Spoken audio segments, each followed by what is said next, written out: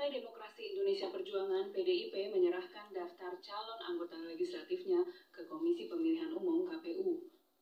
Rombongan PDIP melakukan konvoi menggunakan delman menuju kantor KPU di Jalan Imam Bonjol. Tak hanya itu, ketika konvoi mereka melakukan pawai budaya dari marching band hingga parade pakaian adat, turut hadir Sekjen PDIP Hasto Kristianto yang memimpin pendaftaran tersebut bersama elit partai lainnya. Hasto menyampaikan pendaftaran bacalek PDIP dilakukan serentak di seluruh Indonesia pada waktu yang sama. Total caleg PDIP yang didaftarkan ke KPU sekitar 580 orang, yang 128 orang diantaranya merupakan incumbent dan 33% adalah perempuan.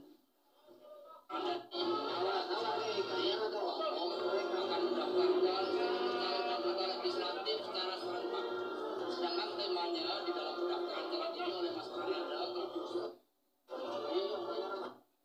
adalah kepalkan tangan persatuan untuk Indonesia Raya sesuai dengan nomor PD Perjuangan Banteng Moncong Putih nomor 3 metal. Karena itulah kami datang semuanya lengkap secara serentak di seluruh Indonesia. Selain itu, Partai Nasdem juga mendaftarkan calon anggota legislatifnya ke KPU hari ini. Ada sekitar 580 bacalek DPR RI yang didaftarkan dari Partai Nasdem. Partai Nasdem mendaftarkan bakal calon anggota legislatifnya ke KPU Kamis siang. Kedatangan Partai Nasdem diiringi dengan marching band dan rombongan ojek online dan ojek pangkalan.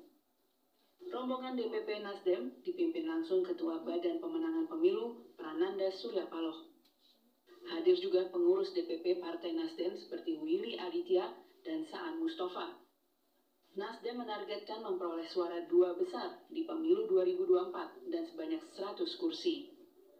Nasdem juga seperti teman-teman sudah ketahui ingin merebut ataupun juga paling tidak menjadi 2 besar pada pemilu 2024 ke depan, atau kurang lebih dengan target 100 kursi DPR RI. Yang mungkin menjadi catatan dari Partai Nasdem di tengah panasnya ataupun juga euforia Pilpres, Pileg ini sedikit mungkin under coverage ataupun sedikit diminati lebih kurang. Pendaftaran bacalek dari Partai Nasdem ke KPU digelar secara serentak di Indonesia. Ada 580 orang bacalek DPR RI dari Partai Nasdem yang didaftarkan hari ini. Dari Jakarta, tim TV One mengabarkan. Para kandidat calon presiden 2024 terus melakukan safari politiknya. Calon presiden dari PDI Perjuangan Ganjar Pranowo menemui ulama di Yogyakarta. Sementara calon presiden dari Gerindra Prabowo Subianto bertemu dengan para prajurit Kostrad.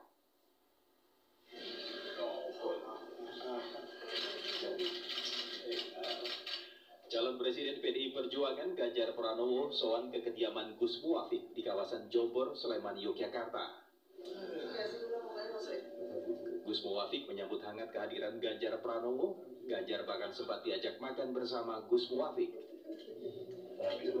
Selain bersilaturahmi dalam rangka Syawalan Idul Fitri, keduanya juga sempat membicarakan soal politik. Gus Muwafik memberikan pesan kepada Ganjar agar tetap sederhana dan merakyat jika nanti terpilih sebagai presiden.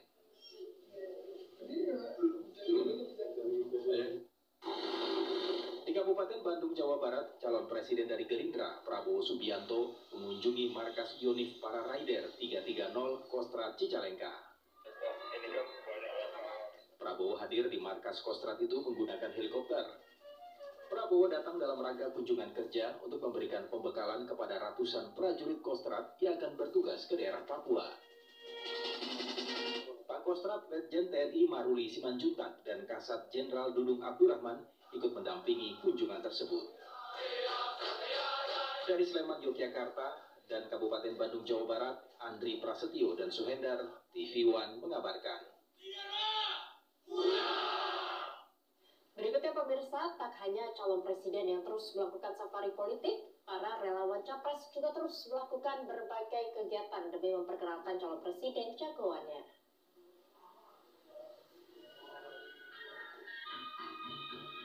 Relawan relawan pendukung Ganjar Pranowo di Kecamatan Telu Setinge, Kabupaten Bone, Sulawesi Selatan memberikan penyuluhan pertanian. Relawan juga menghadirkan narasumber profesional yang memberikan arahan tentang teknis pertanian yang efektif. Ini diberikan agar hasil petani lebih baik pada musim panen berikutnya. Para relawan juga membagikan bantuan bibit jagung gratis kepada perwakilan kelompok tani di wilayah tersebut.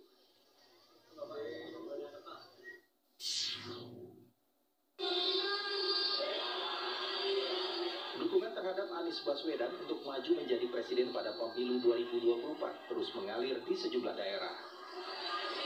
Di Banjar, Jawa Tengah, ratusan simpul relawan Anies Baswedan menggelar deklarasi dan pengukuhan kepengurusan relawan Anies Baswedan di tingkat kecamatan.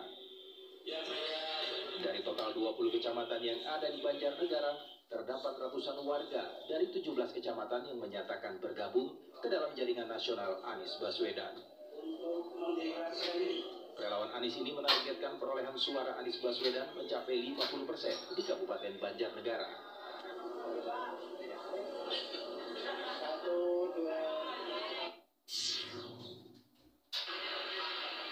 Di Kota Padang, Sumatera Barat, relawan santri dukung Ganjar mengadakan penyuluhan dan pelatihan tanggap bencana. Pelatihan berlangsung di Pondok Pesantren Nurul Yakin Al-Hufaz. Materi pelatihan yang diberikan yaitu pengenalan potensi bencana dan pemahaman langkah-langkah yang harus diambil saat bencana terjadi. Tim TV One mengabarkan.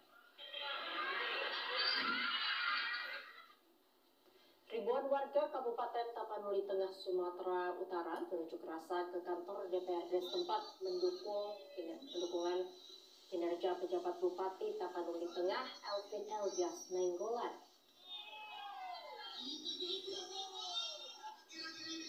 Dengan berjalan kaki, ribuan warga Kabupaten Tapanuli Tengah mendatangi kantor DPRD Tapanuli Tengah. Mereka berorasi mendukung Bupati Tapanuli Tengah dan mengecam ulah segelintir orang yang terus mengkritisi Bupati Tapanuli Tengah Elvin Elvias Nainggolan. Perwakilan pengunjuk rasa juga sempat diizinkan masuk ke gedung Dewan untuk menyampaikan aspirasinya. Unjuk rasa ini dilatar belakangi karena adanya dugaan intervensi kinerja pejabat Bupati Tapanuli Tengah dalam melaksanakan tugas pemerintahan oleh anggota DPR RI Masinton Pasaribu.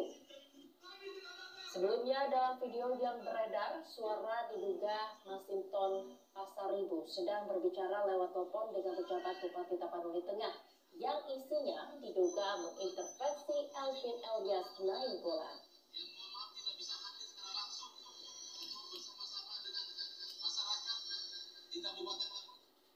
Sebuah ambulan terekam kamera tidak mau membawa korban kecelakaan lalu lintas di Lampung. Informasi selengkapnya kami hadirkan saat lagi, tetaplah bersama kami di Kabar Pagi.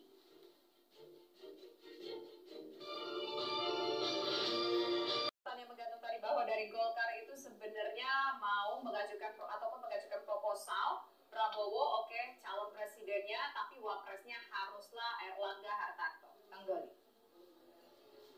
Saya nggak tahu tuh proposal siapa yang buat dan kemudian kok bisa nyasar ke tim buat. Ini statementnya kita baca kemarin. Ini kata Nusron pada salah satu proposal adalah Prabowo Presiden dan Wakil Presidennya dari KIB, yaitu Erlangga Hartarto. Ini disampaikan di kawasan Senayan, Jakarta Pusat, Rabu kemarin.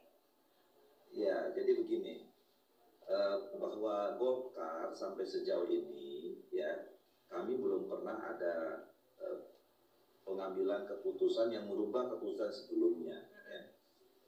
Dari beberapa kali kesempatan saya katakan bahwa pencapresan Golkar di tahun 2004 itu adalah keputusan Munas kami. Ya. Munas itu merekomendasikan bahwa Golkar harus punya kader Partai Golkar asli sendiri untuk dicalonkan atau ikut dalam kontestasi Pilpres. Nah, kemudian itu diperkuat dalam rapat pimpinan nasional yang memutuskan bahwa calon kita akan ikut kontestasi Pilpres dan Capres kita itu adalah Pak Erlangga Hartarto. Dan dalam kesempatan itu, dalam rapimnas itu juga diberi mandat kepada Ketua Umum untuk melakukan langkah-langkah dan kemudian sampai pengambilan keputusan akhir. Nah, jadi kalaupun misalnya ada keputusan atau ada opsi-opsi lain, ya, itu memang kita serahkan kepada Ketua Umum yang tentu nanti juga akan disampaikan dan diputuskan secara resmi dalam forum yang setara. Nah, jadi oleh karena itu kita saat ini dalam proses membangun komunikasi. Nah, seperti yang saya juga pernah sampaikan, situasi saat ini kan masih sangat dinamis, ya. Karena sangat dinamis, maka masih banyak sekali kemungkinan yang bisa terjadi. Nah, Golkar dalam posisi seperti itu saat ini melakukan upaya untuk merajut berbagai kemungkinan itu, ya. Makanya kita dan posisi Golkar itu adalah partai yang terbuka dan bisa bekerja sama dengan siapa saja. Nah, kami sudah membangun kesepakatan dan berkoalisi dengan KIP, tapi kami juga terus membangun komunikasi dengan partai politik yang lain. Dan kemudian juga terakhir intensif dengan teman-teman Gerindra dan PKB.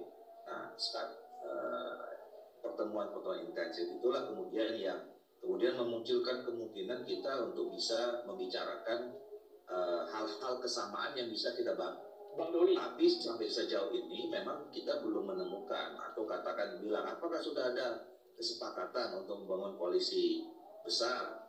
Itu belum ada, karena kan ukurannya itu kalau kita membangun koalisi itu kan ada kesepakatan atau paling tidak ada piagam yang kita tangani. Ini yang sampai saat ini kita belum sampai ke tahap itu. Baik Bang Doli.